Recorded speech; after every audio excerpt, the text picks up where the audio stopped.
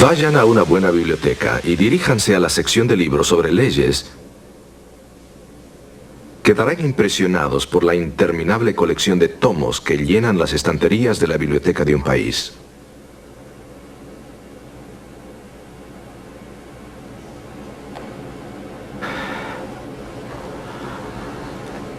Las sociedades modernas funcionan bajo un sistema masivo de leyes. Leyes de inmigración, leyes corporativas, leyes civiles, para mencionar algunas. Las leyes controlan cómo construir nuestras casas, cómo comemos, cómo conducimos, aún el comportamiento de nuestras mascotas.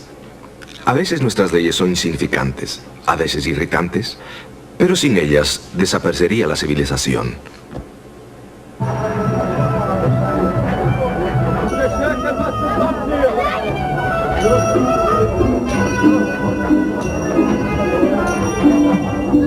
Las leyes del Antiguo Testamento son pocas al compararlas con la legislación detallada de los sistemas sociales modernos. Pero tratan con los mismos casos. Hay dos diferencias notables. Primeramente, las leyes de Israel fueron dadas por Dios. Y segundo, la ley bíblica, a diferencia de los códigos modernos, contiene muchas leyes rituales religiosas.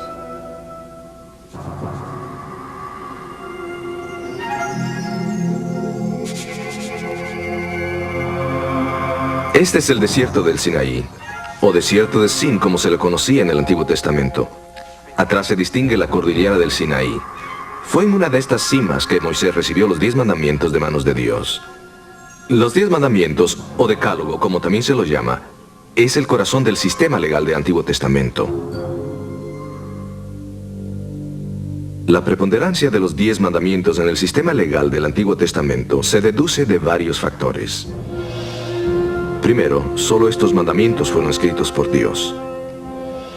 Segundo, Dios se los dio a Moisés bajo impresionantes circunstancias que demuestran su importancia singular. Y tercero, fueron anunciados en el contexto de la bondad divina después que Dios libró a Israel de la esclavitud egipcia. Los 10 mandamientos dirigían la vida de Israel en su relación con Dios. La relación que tenemos con Dios no es diferente en principio con la del Antiguo Testamento, pero hay fuerzas que buscan destruir esta relación. Satanás sabe que si nos fortificamos con la verdad de la Biblia y mantenemos una profunda relación con Dios, no seremos vencidos por sus ataques.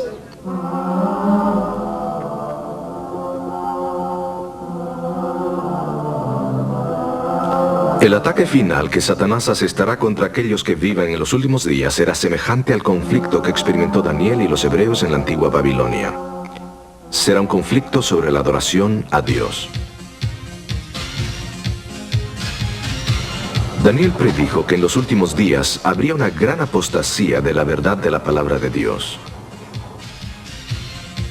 La antigua Babilonia llegó a ser un símbolo de la gran Babilonia espiritual en el libro de Apocalipsis. En su libro Daniel predijo la subida del cuerno pequeño y sugirió que este poder guiaría a la iglesia a mezclar la verdad con el error, el cristianismo con el paganismo. Daniel también dijo que el cuerno pequeño trataría de cambiar los tiempos y la ley. ¿Será posible que el cuerno pequeño trataría de cambiar la ley de Dios? La experiencia de Daniel mismo en el nuevo imperio medo-persa ilustra la importancia que él le arrogaba al cumplimiento de la ley de Dios. Daniel se vio confrontado con el decreto que si adoraba a su Dios sería lanzado en el foso de leones hambrientos. Daniel eligió la ley de Dios sobre la ley de los medos y los persas. Pero cuando Dios lo libró, el rey Darío promulgó una nueva ley, que todos debían adorar al Dios de Daniel.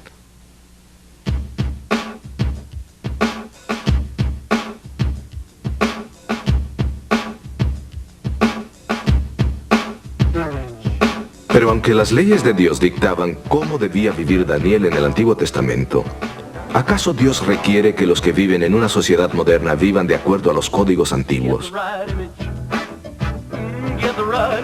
¿No dijo el apóstol Pablo que nosotros, que vivimos después de la muerte de Cristo, no vivimos bajo la ley, sino bajo la gracia? ¿Acaso nuestra relación con Dios, la forma que le servimos y le adoramos, tiene algo que ver con su ley? Para discutir estos puntos, escuchemos a nuestro orador invitado en Un Asunto de Ley.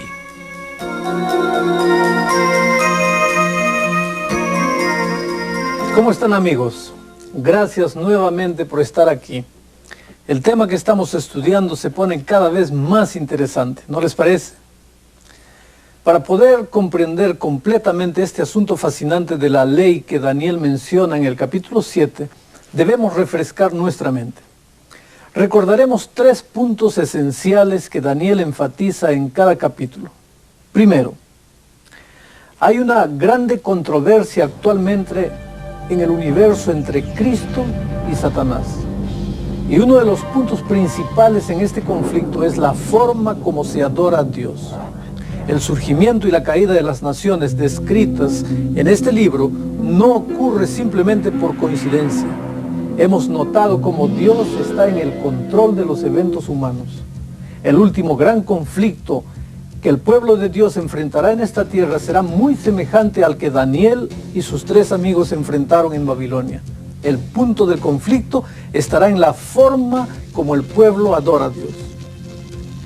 En segundo lugar, queda ahora claro que nadie en este mundo, ni rey, ni gobernante, ni papa, ni pastor, nadie puede cambiar la ley de Dios. Eso es imposible. Sin embargo, esta profecía que estamos estudiando dice claramente que el cuerno pequeño pensará que sí puede o tratará de cambiar la ley de Dios. Por favor, noten que el texto no dice que el cuerno pequeño cambiará la ley de Dios, sino que pensará que puede cambiarla. Pero la pretensión del cuerno pequeño no es solamente cambiar la ley, sino también ella querrá cambiar los tiempos. Uno de los pensamientos claves que hemos notado en Daniel es la necesidad que todos tenemos de pasar tiempo con Dios. La condición para desarrollar cualquier tipo de relación es el factor tiempo. Si los seres humanos no pasan tiempo con Dios, no pueden desarrollar una relación con Él. Así que el cuerno pequeño ha tratado de atacar aquello que afecta la relación de la persona con Dios. Todos sabemos que Dios le dio a la humanidad solamente 10 mandamientos, los cuales escribió con su propio dedo en 2 tablas de piedra. Notemos lo que la Biblia dice. Voy a leer.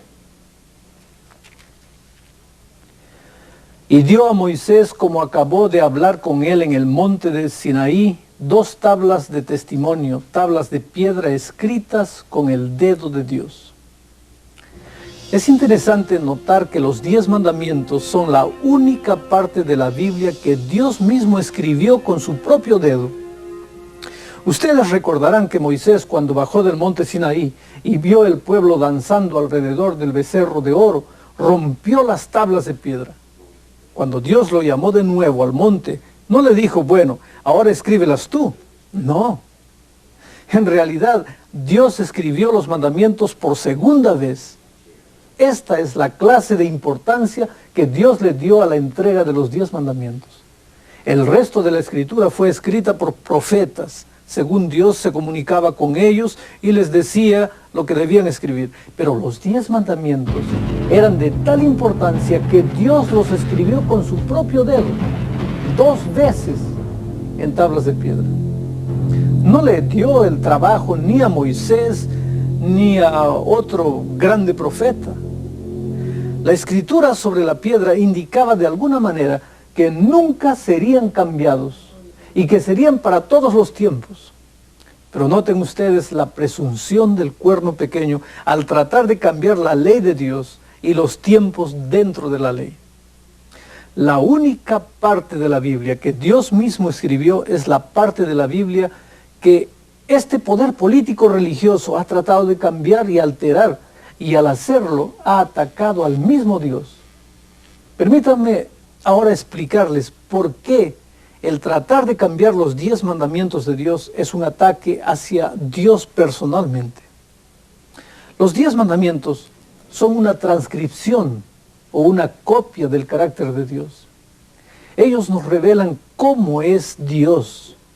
En realidad, la ley de Dios es un reflejo de sí mismo. A medida de ilustración, permítanme decir lo siguiente. Muéstrenme una copia de las leyes de un estado y yo les diré la clase de estado que es. Las leyes reflejan el carácter de aquellos que las crearon. Igualmente sucede con la ley de Dios. Es un pequeño reflejo de cómo es Dios. Por ejemplo, cuando el mandamiento dice no cometerás adulterio, simplemente nos está diciendo que Dios es puro. Por lo tanto, nosotros debemos ser puros como Él. Cuando la ley dice no robarás, nos dice que Dios es honesto. Así que un esfuerzo por cambiar cualquiera de estos mandamientos es un atentado directo para cambiar el carácter de Dios. El tercer punto que tenemos que tener en cuenta es que Daniel también nos da el lado positivo de esta triste historia de apostasía al explicar cómo el verdadero pueblo de Dios se mantendrá firme delante de este error y será victorioso por la fuerza que recibe de Jesucristo. Simplemente, este pueblo ama al Señor Jesús. Lo ama más que su propia vida. ¿Por qué?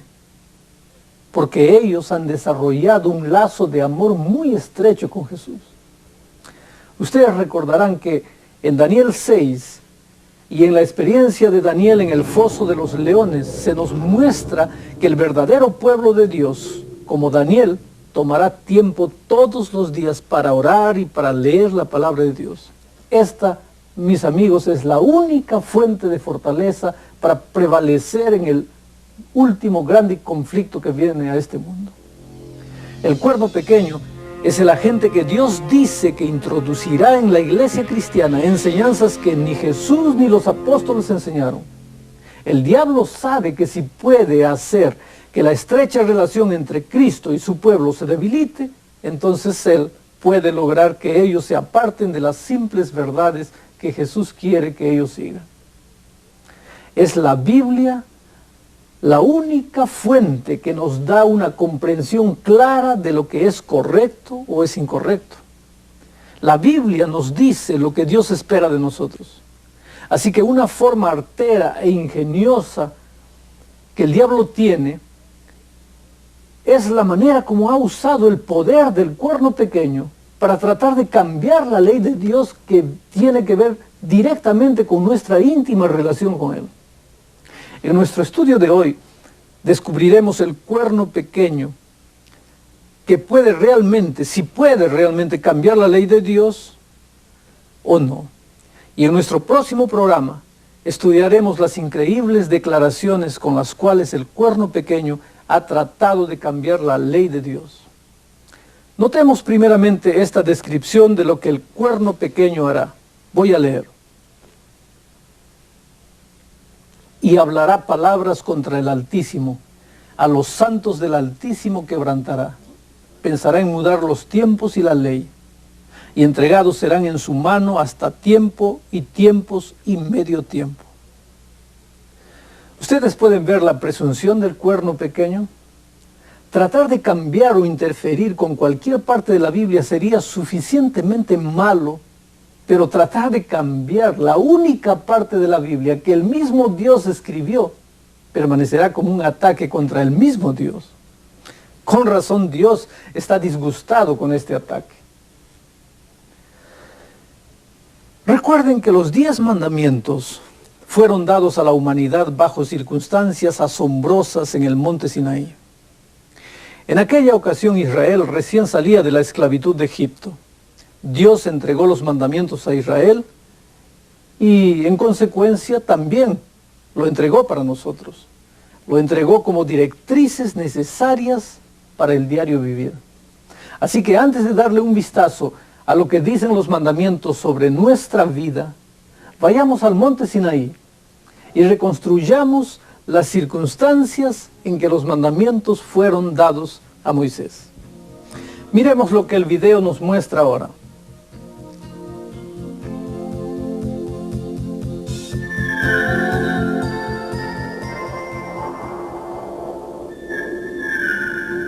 Esta es la península del Sinaí.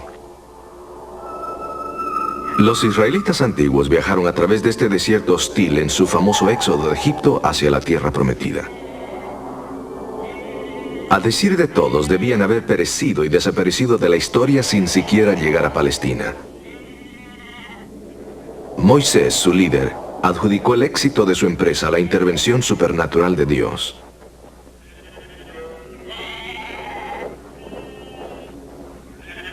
Durante su epopeya, los israelitas presenciaron la intervención divina en favor de ellos en muchas ocasiones.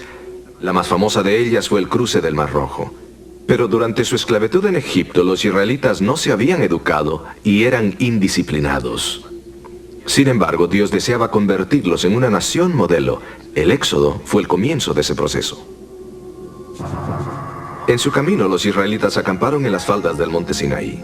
Aunque los expertos no concuerdan sobre el lugar exacto, la mayoría de ellos dice que fue aquí, en este valle.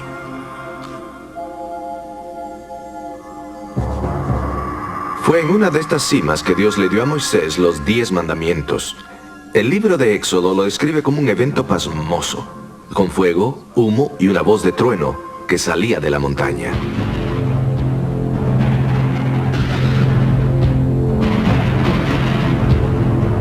Estoy en el sitio donde la tradición dice que Moisés recibió los 10 mandamientos. La imponencia del evento aún satura este lugar. Uno apenas puede imaginar cómo debe haberse sentido Moisés al subir a esta montaña para recibir las tablas de piedra. Efectivamente, tiene que haber sido un evento magnífico.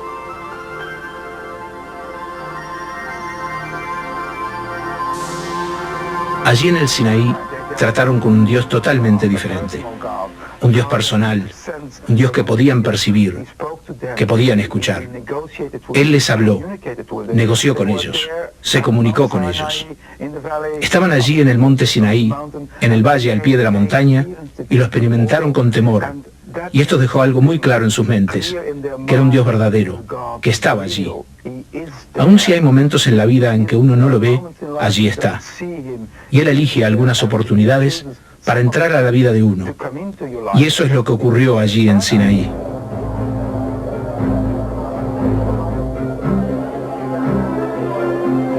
Cuatro mil años más tarde, los judíos ortodoxos aún consideran los mandamientos como el epicentro de su estilo de vida.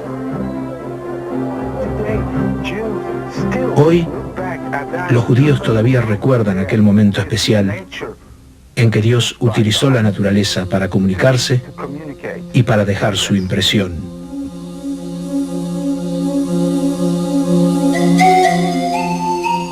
Con razón, los hijos de Israel quedaron sumamente impresionados al recibir los 10 mandamientos.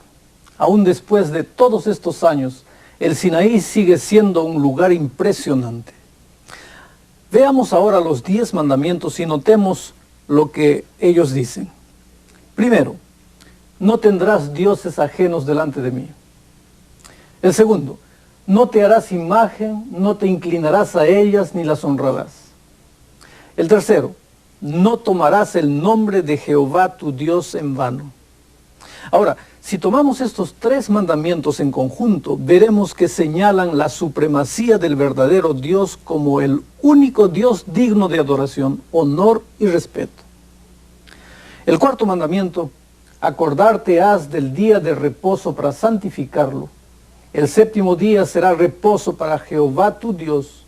El propósito de este mandamiento es darle a todos los seres humanos un día a la semana para que lo pasen con su Creador y Redentor, para que puedan conocerlo mejor. La Biblia dice que cada día necesitamos pasar tiempo y estudio orando y conversando con Jesús. Pero este mandamiento va más allá y nos pide que pasemos un día a la semana desarrollando mejor esa relación personal con Dios. Pensemos en lo hermoso que este concepto del Creador de todo el universo ha apartado un tiempo especial para nosotros a fin de que podamos reunirnos con Él. Este tiene que ser el pensamiento más hermoso. Dios pasando tiempo con nosotros. De seguro que no vamos a querer llegar tarde o perder este tiempo específico que Dios mismo ha separado para estar con Él. Es por eso que el cuarto mandamiento es una verdad tan emocionante. Seguro que nadie querrá quitar esta verdad tan hermosa. Si recibiéramos una invitación para reunirnos, por ejemplo, con el presidente o con la reina o con el dirigente de una nación, lo consideraríamos como un privilegio muy especial. No llegaríamos tarde y cada minuto nos parecería precioso. Nunca olvidaríamos una ocasión semejante. Bueno, la Biblia nos dice que tenemos una cita mucho mayor. El sábado es cuando Dios nos invita para reunirnos con Él, el grande creador del universo. ¿Pueden percibir por qué este asunto es tan importante? Con el quinto mandamiento, Dios tiene como propósito proteger la familia. Miren lo que dice: honra a tu padre y a tu madre, porque tus días se alarguen en la tierra que Jehová tu Dios te da. Desafortunadamente, el tiempo ha ido borrando mucho de lo que nos fue dado en el jardín del Edén. Hay dos bendiciones que nos llegan desde el jardín del Edén: el sábado y el matrimonio. Es interesante notar que hoy en día ambos son objetos de los ataques de Satanás. No creo que haya alguien que crea que podemos mejorar este hogar original donde Dios creó a Adán y a Eva y donde Dios le entregó a Eva como ayuda y compañera. Vamos ahora a las últimas 5 normas morales que Dios bosqueja. 6. No matarás. 7. No cometerás adulterio. 8. No hurtarás. 9. No hablarás contra tu prójimo falso testimonio. Y finalmente 10. No codiciarás. ¿Pueden imaginarse un mundo o un país donde estos mandamientos morales ya no existen porque han sido abolidos? Sería una anarquía completa. Aún así, es suficientemente malo vivir en un país que cree que no debemos robar o matar. Siempre hay ladrones y asesinos. Pero imagínense cómo sería vivir en un lugar donde no es prohibido hacer estas cosas. No. Yo no creo que ninguno de nosotros pensase que abolir estos mandamientos o cualquier otro de los 10 mandamientos sería en provecho de la sociedad. Sin embargo, Daniel 7 dice que el cuerno pequeño va a pensar que puede cambiar los tiempos y la ley de Dios. Naturalmente, es obvio que tendría que ser un cambio muy sutil, porque un ataque abierto sería inmediatamente reconocido y resistido y rechazado por los cristianos de todo el mundo. Cuando Jesús estuvo en esta tierra, Él obedeció la ley de Dios.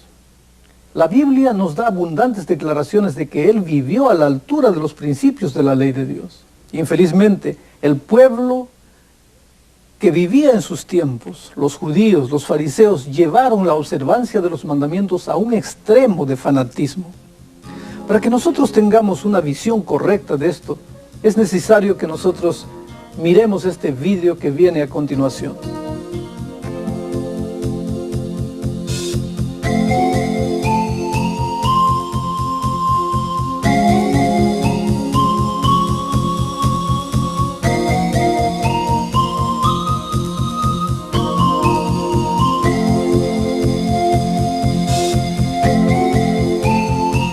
Esta es la ciudad de Nazaret, el hogar de más de 30.000 árabes cristianos.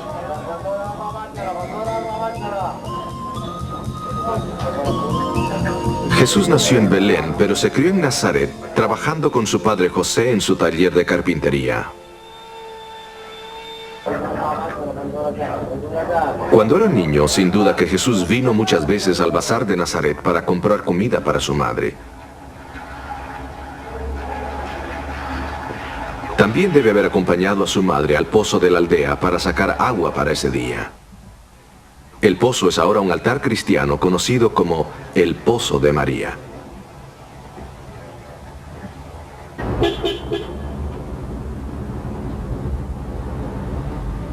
Como era su costumbre y la costumbre de todo buen judío de su tiempo, Jesús y su familia deben haber pasado por aquí para adorar cada sábado en la sinagoga. Más aún, esta sinagoga todavía la usan católicos cristianos griegos hoy en día. Non abbiamo un motivo per negarlo, ma come struttura certamente no. Come struttura certamente no. Però che fosse qui la sinagoga. Pero ¿cómo sería la sociedad judía en el tiempo de Jesús? ¿Qué valores gobernaban su vida? Existían cosas que en la práctica los separaban. Sus normas de alimentación, las cosas que comían bajo ciertas condiciones y lo que no podían comer, cosas que aislaban al judío practicante. Nos debemos dar cuenta, por supuesto, tal como hoy en día, que todos los judíos en el primer siglo no eran judíos practicantes. Pero aquellos que practicaban sus leyes alimenticias, la circuncisión, los matrimonios solamente entre judíos, no reconocían, por supuesto, los ídolos y dioses de los paganos, todo lo que separaba a los judíos. Aquello los hacía diferentes. Estaban conscientes de su diferencia. Esto creó ciertas tensiones. El tener conocimiento de sus diferencias y el ser exclusivos a veces los tornaba un tanto arrogantes y tendían a rechazar un poco a los forasteros. Por lo tanto, esta fue la razón por la cual se disgustaron un poco con Jesús, quien aparentaba ser un judío santo. Sin embargo, comía con un samaritano y pidió a una mujer samaritana, que también era una mujer de una reputación dudosa, que le diera un vaso de agua. Este tipo de cosas hubiera ofendido a los judíos.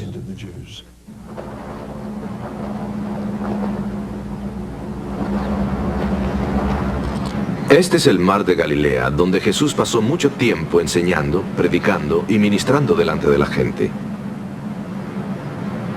Uno de sus sermones más famosos es el Sermón del Monte, que probablemente se llevó a cabo en una de estas laderas que divisan el lago. En ese sermón Jesús predicó sobre el asunto de la ley y de la actitud de los judíos hacia ella. Yo personalmente leí el Sermón de la Montaña, que se encuentra en Mateo 5, 6 y 7, como la interpretación de Jesús de la ley del Torá, a diferencia de los fariseos. La forma en que él lo interpretó, en comparación a los fariseos, fue cuando ellos decían: he cumplido el sexto mandamiento porque no he matado a nadie, no he asesinado a nadie. Jesús dijo: eso no basta, tienes que hacer totalmente lo opuesto a lo que la ley prohíbe. No basta con decir: no he matado a nadie, he cumplido con la ley. Lo que él quisiera que tú digas es: has buscado la reconciliación con aquel que es tu enemigo en algún lugar donde haya tensión. Es decir, bueno, no lo he matado todavía, por lo tanto, no he violado el mandamiento. Jesús dijo que uno debería tomar la dirección completamente opuesta. La ley prohíbe lo extremadamente negativo. Jesús dice que la manera de evitar esto es dirigiéndose en la dirección opuesta, mostrar preocupación y cuidado al buscar la paz y la reconciliación. Esto lo hace mandamiento tras mandamiento. Como pueden ver, Jesús no abolió la ley de Moisés. Más bien enfatizó su aplicación primordial para la sociedad humana. Y por supuesto, él mismo vivió una vida en completo acuerdo con la ley.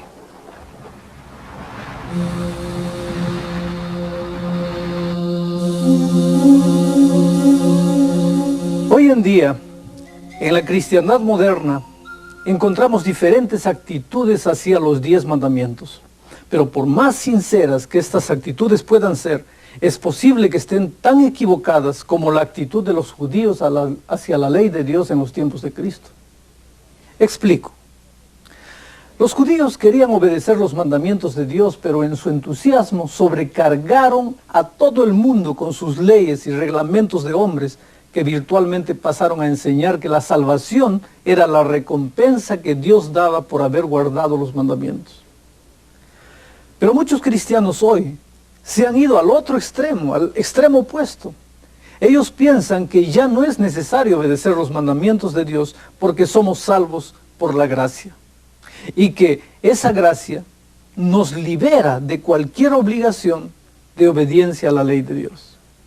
Más aún, aquellos que realzan los 10 mandamientos son clasificados como legalistas, que no logran comprender la libertad que tenemos en Jesús.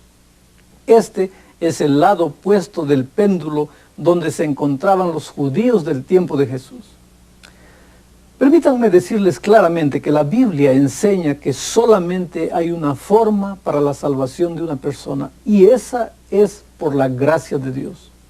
No solamente un 10% de gracia, No un 50% de gracia, ni siquiera un 90% de gracia, sino un 100% de gracia. No hay otra forma de salvación.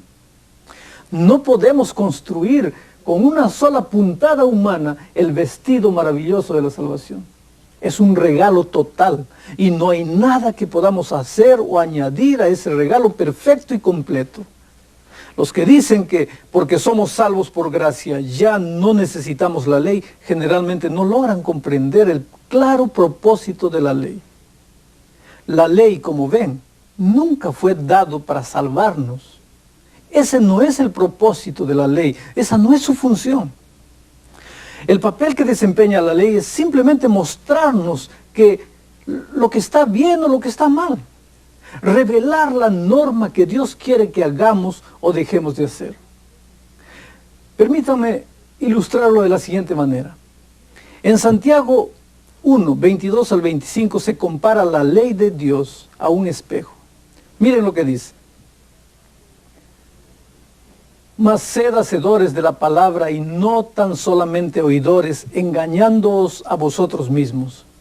Porque si alguno oye la palabra y no la pone por obra, este tal es semejante al hombre que considera en un espejo su rostro natural, porque se consideró a sí mismo y se fue, y luego se olvidó que tal era. Mas el que mira perfectamente en la perfecta ley, la ley de la libertad, y persevera en ella, no siendo oidor olvidadizo, sino hacedor de la obra, este será bienaventurado en su hecho.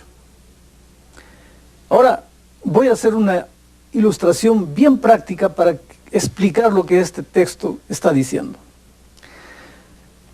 Yo tengo aquí conmigo una vasija con barro. Barro es barro sucio. Podría decir perfectamente que este barro es el símbolo del pecado que mancha la vida del hombre. Aquí, en esta otra vasija, yo tengo agua, agua pura y limpia. El agua podría ser un perfecto símbolo de la gracia de Jesús, de la sangre maravillosa de Jesús que limpia todo pecado. Ahora aquí yo tengo un espejo. El espejo es un símbolo de la ley de Dios. El texto bíblico dice que la ley es como un espejo. Muy bien, permítanme hacer ahora la ilustración. Aquí está el barro, símbolo del pecado.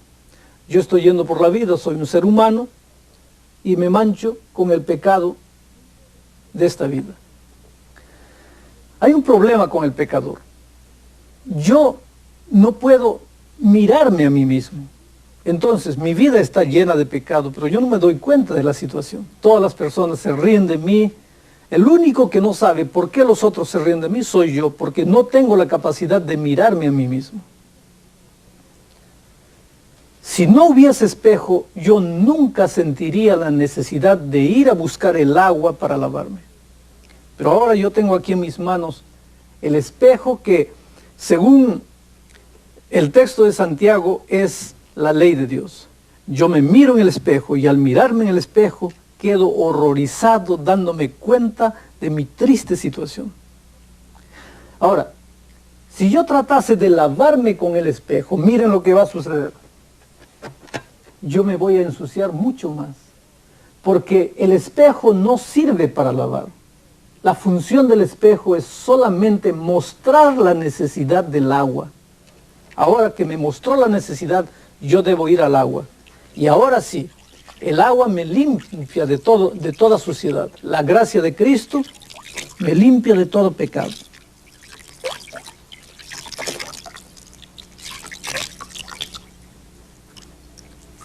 Muy bien, ya estoy limpio. Limpio por la gracia de Cristo. Mas ahora que estoy limpio, ¿qué es lo que debería hacer? Echar el espejo a la basura diciendo que porque la gracia me limpió no necesito más del espejo. Yo puedo hacerlo si quiero. Pero si yo hago esto, mañana, si por desgracia yo nuevamente me ensucio con el pecado de esta vida, ¿cómo sabré que mi rostro está sucio?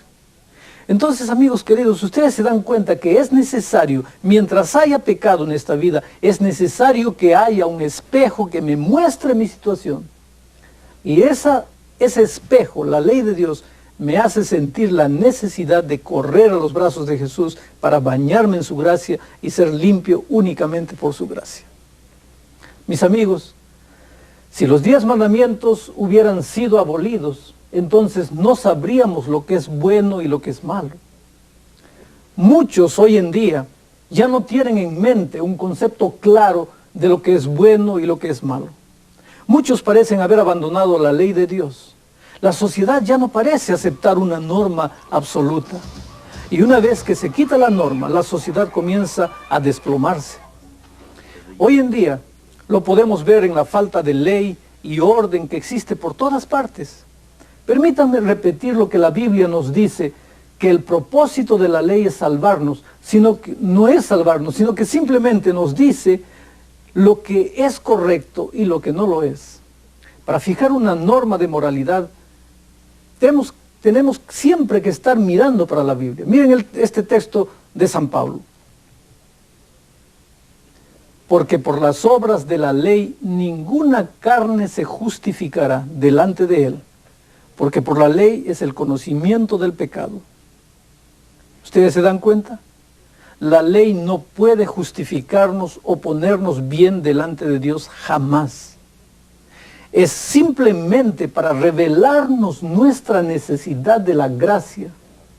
Cuando nos enamoramos de alguien, deseamos hacer cosas que agraden a esa persona. Más aún, llega a ser algo natural que deseemos complacer a esa persona en todo lo que nos pida que hagamos. Exactamente lo mismo ocurre con Jesús. Deseamos naturalmente hacer lo que le complace. Aquí es donde encaja el principio de la obediencia. Yo guardo los mandamientos de Dios porque amo a Jesús. Porque Jesús dijo, si me amáis, guardad mis mandamientos. De la misma forma como hacemos naturalmente las cosas que complacen a nuestro compañero o a nuestra compañera, también cuando Jesús me dice, Alejandro, si me amas, guardarás mis mandamientos, esa es la razón por la cual yo como cristiano deseo obedecer a Jesús. Entonces, guardar los mandamientos viene como resultado de conocer a Jesús, como resultado de ser su amigo, su compañero. La mayor evidencia que los 10 mandamientos aún son válidos es el hecho de que somos salvos por la gracia. Déjenme ilustrarlo. Voy manejando mi automóvil por la calle, completamente ignorante del hecho de que voy a una velocidad que excede el límite por un gran de margen. De pronto, un auto con luces intermitentes me indica que me detenga. El oficial de policía me dice, ¿hay alguna razón para que usted conduzca tan rápido? Yo admito inmediatamente que no tengo ninguna. Así que él inmediatamente comienza a escribir una boleta y me invita a comparecer ante la corte. Me presento delante del juez. Él escucha mi caso y le explico que iba camino a unas conferencias. Bueno, él demuestra simpatía y puesto que esta es mi primera experiencia en la corte, me perdona los cargos. Me dice, en efecto, la corte lo perdona y le extiende la gracia de la corte. Bien, salgo de la corte y me siento muy feliz. Así que me subo a mi auto y comienzo a conducir nuevamente por la calle, rechinando las llantas y quemando las gomas. No pasa mucho tiempo sin que llame la atención de la ley nuevamente. Y si ustedes no lo creen, el mismo policía me detiene la segunda vez. Tan pronto como se acerca de mí, me mira y me pregunta, yo no lo conozco a usted. Yo le di una boleta apenas 2 semanas atrás. ¿Por qué está corriendo de nuevo? Bueno, oficial, le digo yo, es que yo fui a la corte y el juez con suma bondad me quitó los cargos.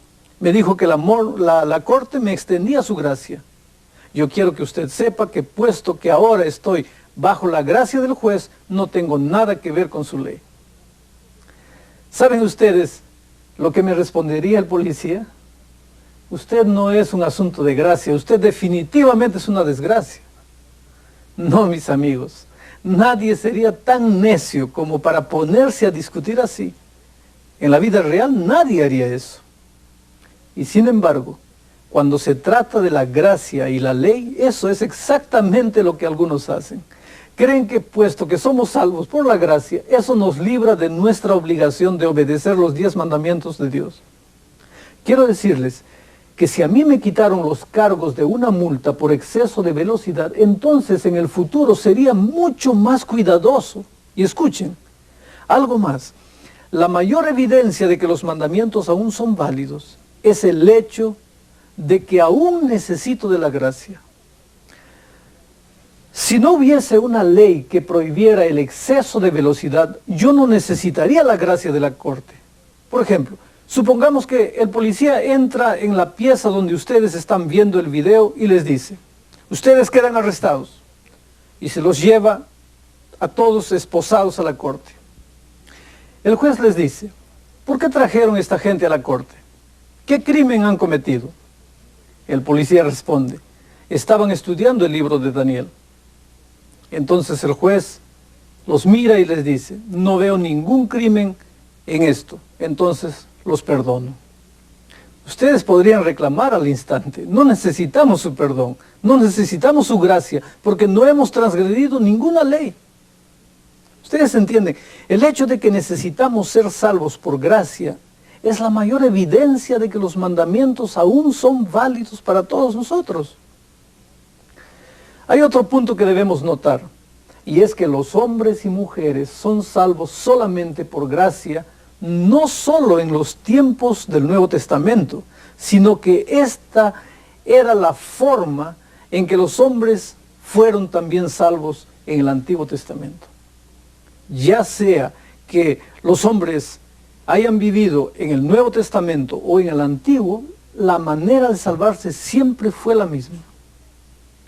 Como ven, algunos hasta han enseñado que mientras la gente es salva por gracia en el Nuevo Testamento, en los días del Antiguo Testamento los hombres y mujeres podían guardar la ley y salvarse de esa manera.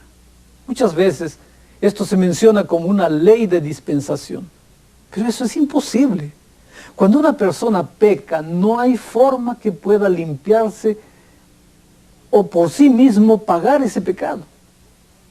Permítame ilustrarlo de esta manera. Un día, yo estaba trabajando en mi jardín cuando de pronto llegaron 2 autos de policía y los policías entraron precipitadamente en la casa de mi vecino. Al rato, salieron con mi vecino esposado, la esposa y los niños estaban llorando muy disgustados. Bueno, después supe lo que había pasado.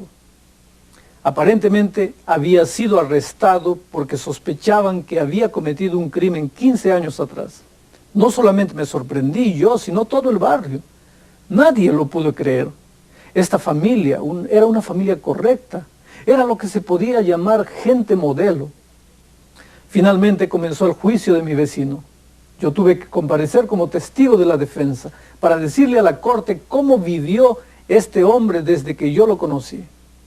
Al escuchar las evidencias, parecía ser cada vez más claro que él era culpable de los crímenes de hace varios años. A pesar de que todos los vecinos podían testificar que este hombre había vivido una vida ejemplar, había sido un buen vecino, y no se nos ocurría ni una sola cosa mala que hubiese hecho. Sin embargo, nada de esto sirvió en la corte. El hombre fue condenado por un crimen que cometió hacía 15 años. No importó que hubiese vivido una vida ejemplar desde entonces. Fue a la cárcel por ese crimen. Lo mismo sucede con nosotros. No importa si nos fuera posible vivir una vida perfecta sin cometer un error de aquí en adelante. Todos hemos hecho cosas malas en el pasado y eso tiene que ser resuelto. Como verán, ningún hombre o mujer puede vivir una vida sin cometer errores en pensamiento, palabra o acto. Y eso nada tiene que ver con que la persona haya vivido en los tiempos del Nuevo o Antiguo Testamento. Es por eso que nadie puede ser salvo de ninguna otra forma que no sea mediante Jesús, su misericordia y su gracia. Necesitamos a alguien que pague la deuda de nuestros errores. Los israelitas necesitaban que alguien pagara la deuda de sus errores. Es por eso que en el Antiguo Testamento ellos tenían los corderos de sacrificio que les recordaba la muerte de Jesús que se realizaría en el futuro. Notemos lo que Dios le pide al pueblo que haga después que los libertó de la esclavitud de Egipto. Leo en la Biblia. Y habló Dios todas estas palabras diciendo: yo soy Jehová tu Dios que te saqué de la tierra de Egipto, de casa de siervos. El orden de los eventos aquí es profundamente significativo. La razón por la cual se le pidió a Israel que obedeciera era simplemente la consecuencia natural que Dios ya los había salvado. En ninguna parte de la Biblia se nos enseña que hemos de ser obedientes y guardar los mandamientos para poder ser buenos, de modo que Dios nos pueda salvar. Dios nos salva primeramente. Entonces, en respuesta a esa realidad, nos pide que seamos obedientes. Noten lo siguiente, voy a leer. Oye Israel, Jehová nuestro Dios dice, Jehová uno es. Amarás a Jehová tu Dios de todo tu corazón y de toda tu alma y con todo tu poder. Ahora ustedes notarán inmediatamente que este es el mismo mandamiento que Jesús citó en el libro de Mateo capítulo 22, versículo 37. El segundo gran mandamiento, amarás a tu prójimo como a ti mismo, se encuentra también en el Antiguo Testamento, en Levítico 19, 18. ¿Quieren que lea? No te vengarás ni guardarás rencor a los hijos de tu pueblo, mas amarás a tu prójimo como a ti mismo, yo Jehová. Así que estos dos mandamientos de amor a Dios y amor a nuestro prójimo, ambos son realmente mandamientos del Antiguo Testamento. Nuevamente el mandamiento de amar a Dios con todo nuestro corazón en Deuteronomio 6 sigue inmediatamente a la entrega de los 10 mandamientos, como se lo registra en Deuteronomio 5. De esta manera, queda indicado que el amor debía ser la motivación para obedecer a Dios, aún en el Antiguo Testamento. Escuchen esta buena enseñanza en el Antiguo Testamento, que cabría muy bien en cualquier libro del Nuevo Testamento. Lo voy a leer. Oh hombre, Él te ha declarado que sea lo bueno. ¿Y qué pide de ti Jehová? Solamente hacer juicio y amar misericordia y humillarte para andar con tu Dios. Esto no me suena a legalismo. Es una vida de obediencia, resultado de una relación de amor hacia Dios. Aún la experiencia del Nuevo Testamento que Jesús le indicó a Nicodemo en el Nuevo Testamento, también se encuentra claramente en el Antiguo Testamento. Lo voy a leer. Y os daré corazón nuevo, y pondré un espíritu nuevo dentro de vosotros, y quitaré de vuestra carne el corazón de piedra, y os daré un corazón de carne, y pondré dentro de vosotros mi espíritu, y haré que andéis en mis mandamientos, y guardéis mis derechos, y los pongáis por obra. Aquí nuevamente se nos presentan los mismos principios de la religión evangélica. Para poder servir a Dios, la gente necesita un nuevo corazón donde more el Espíritu Santo. Es el Espíritu Santo morando en el corazón que nos induce a ser obedientes. ¿Se dan cuenta? Dios siempre ha tenido un solo plan de salvación. En el Antiguo Testamento o en el Nuevo Testamento, la gente se salva solamente por gracia, por medio de la fe, nunca por obras. Las obras y la obediencia a la ley, tanto en el Antiguo como en el Nuevo Testamento, siempre son el resultado de una íntima relación con Dios. Nunca son el medio para obtener esa relación. La ley de los 10 mandamientos de Dios es inmutable. Él dijo, yo soy Jehová y no cambio. Y en el Nuevo Testamento tenemos a Jesucristo, que es el mismo ayer, hoy y por los siglos. Lo que Dios dijo en el Antiguo Testamento es lo mismo que dijo en el Nuevo Testamento. Es cierto que el Nuevo Testamento nos da una revelación mayor de Jesús y también de su gracia. Pero no es diferente la relación de ley y gracia. Esa relación es la misma en el Nuevo y en el Antiguo Testamento. Los 10 mandamientos de Dios son tan eternos e inmutables como el mismo Dios. Cambiarlos equivaldría a cambiar el carácter de Dios. Y Dios ha declarado que Él no cambia. Esa es una hermosa seguridad para nosotros. Dios no cambia con cada capricho que aparezca por ahí. Sin embargo, a pesar de estos versículos que describen que Dios nunca cambia, Daniel capítulo 7 predice que el cuerno pequeño trataría de alterar lo que Dios dice que es inalterable, su santa ley. Tomemos ahora unos minutos para repasar algunos de los puntos más importantes de esta lección. Miremos para el vídeo.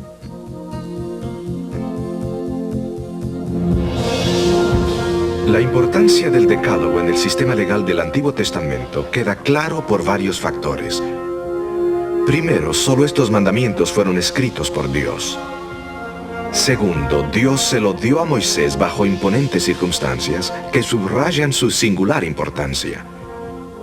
Y tercero, fueron anunciados en el contexto de la bondad divina después de la maravillosa liberación de Israel de la esclavitud egipcia. Los 10 mandamientos dirigían la vida de Israel en su relación con Dios, pero la obediencia a la ley no se agenciaba a esa relación.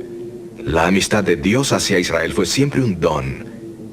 Israel fue redimido antes que Dios le diera su ley en el monte Sinaí. Debía obedecer su ley como resultado de su amor por Dios.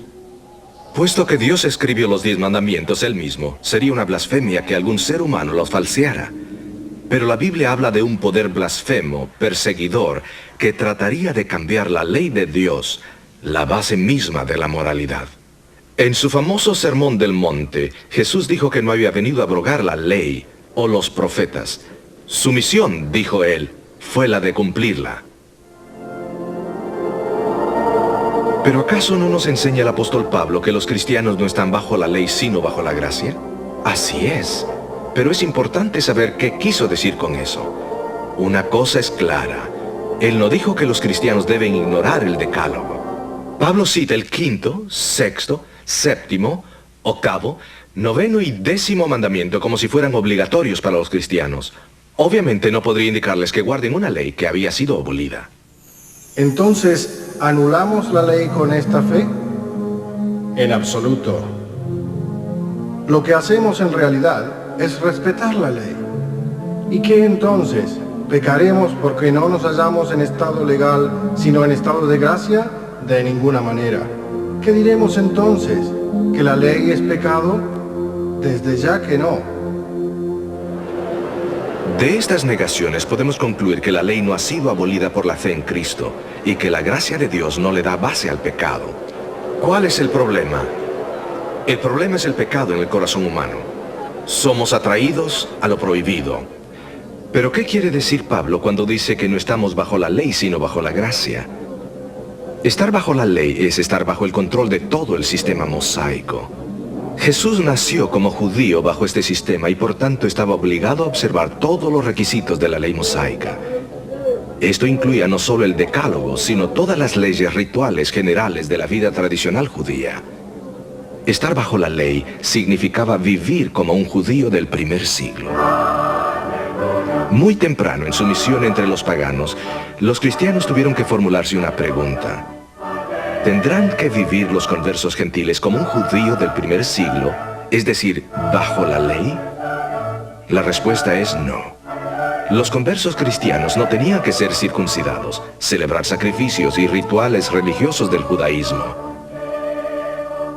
Pero el Nuevo Testamento deja bien claro que esta libertad de las tradiciones judías no significaba que los gentiles cristianos continuaran viviendo como paganos.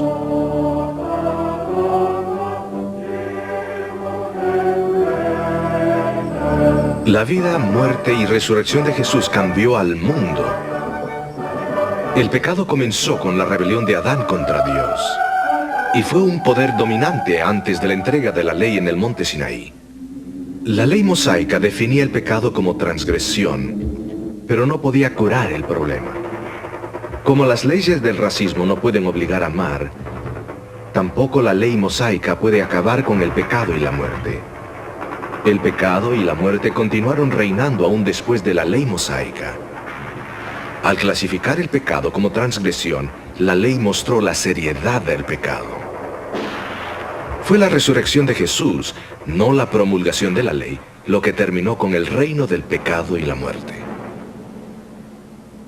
En conclusión, podemos decir que la importancia del Decálogo se manifiesta por el hecho que Dios la escribió con su propio dedo. Además, las declaraciones de Pablo y Cristo demuestran que la ley no ha sido abolida y está vigente hoy en día. Pero la ley no puede salvar a la raza humana del pecado. Es solo por la sangre de Cristo que el hombre puede ser salvo, nada más. En los últimos días, la Escritura dice que habrá un ataque directo contra la ley de Dios, cuando el cuerno pequeño trate de cambiar los tiempos y la ley. Pero la ley es eterna. No puede cambiar.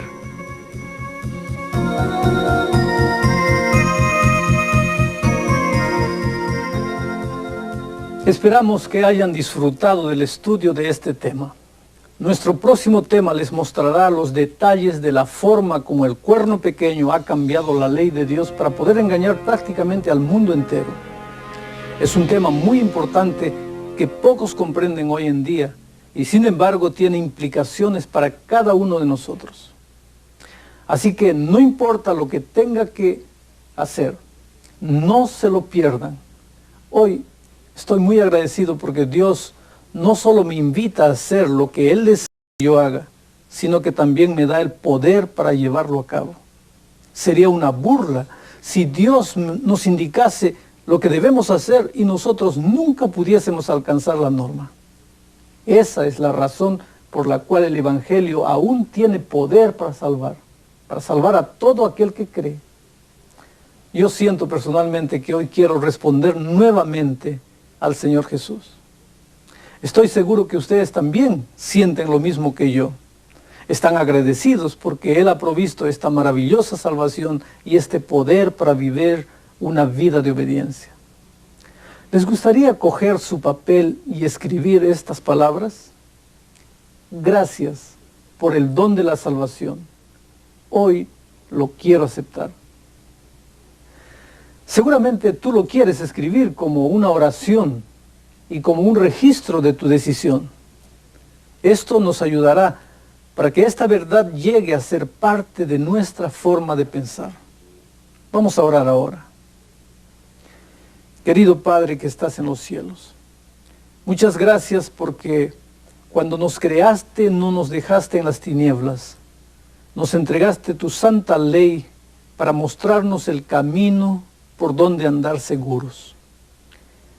Estamos viendo que hay un poder extraño que quiere cambiar, que pretende cambiar tu santa ley. Pero gracias porque tú has advertido a través de tu palabra a tus hijos sinceros para que sepamos cuál es el camino que tú tienes para tus hijos. Bendice en este momento a todas las personas sinceras que han tomado su decisión y han decidido vivir a partir de hoy día una vida, una experiencia de relación más bonita, más íntima contigo. Te pedimos todo en nombre de Jesucristo. Amén. Eso es todo por hoy día, amigos. Ustedes se están dando cuenta que a medida que avanzamos en el estudio las cosas se ponen más interesantes. Entonces yo los espero en nuestra próxima reunión. Que Dios les bendiga, continúen orando, estoy orando por ustedes también. Un grande abrazo para todos.